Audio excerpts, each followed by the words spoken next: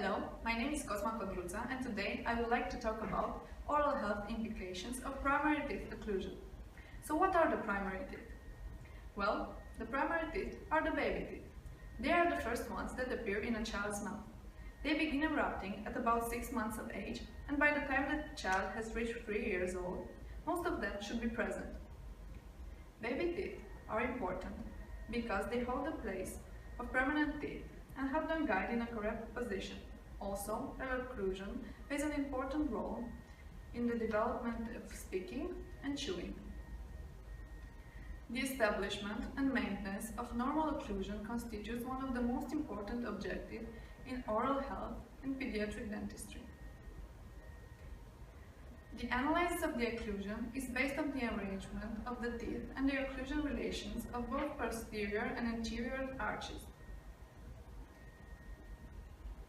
The purpose of my study was to show the normal occlusion relations in temporary dentition and also to identify the morphological changes that take place during the eruptive period of permanent teeth. These are essential in an evaluation of child's oral health status.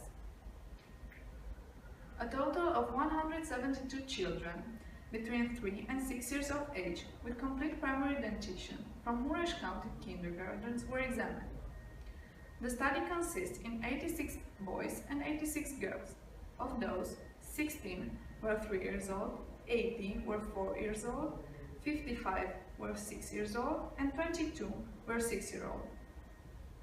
The study group was assessed for several occlusal parameters: primary, molar, and canine relations, the degree of overjet and overbite, anterior and posterior crossbite, scissor bite, and the presence or absence of the physiological spaces and crowding. So what did we find out? Let's start by looking at the terminal plane relations. Of the 172 children, flush terminal plane was seen in the majority of the cases, followed by the mesial step with 35% and the distal step with only 5%. As age increases, flush terminal plane increases and the mesial step increases. This is normal because by the time the child reaches 6 years old, the first permanent molar appears and pushes the baby teeth forward. Now, let's move on to the occlusal relations of primary canine. As shown in the chart, the majority of the children has had class 2 normal canine relations, followed by class 2 and class 3 in only 7% of the children. Next chart shows us the percentage of overjet.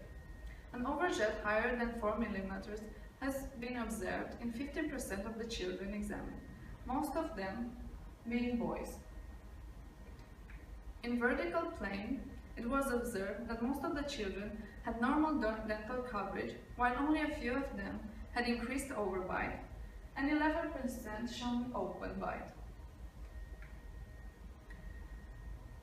Moving on to the anterior crossbite, the lateral incisor was found in an abnormal position in 29% of the cases, followed by the canine with 9% of the cases.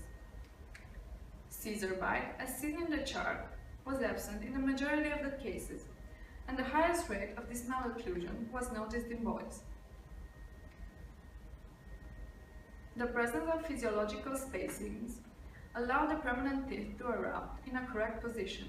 The majority of the children had these physiological spaces present, while we observed that girls had a higher tendency to crowdings compared to boys.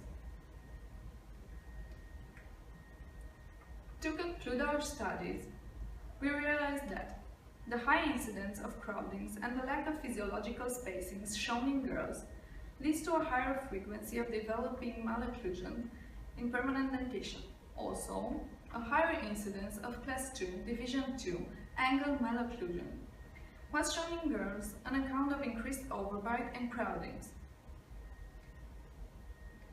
As age increases, boys are more liable to class 2, division 1, angle malocclusion as a result of high incidence of overjet and terminal plane in distal step. A lower prevalence of scissor bite and anterior open bite suggests a lower incidence of abnormal tongue sucking habits in examined children. Also, the study results highlight the importance of early orthodontic examinations in children and monitoring the risk groups to establish an optimal interceptive treatment. Further studies will include children from other countries in Romania and also associations between harmful oral habits, primary dentition occlusion, and the prevalence of early childhood caries will be made for better understanding of how oral health is affected. Thank you for listening and enjoy the rest of the presentations.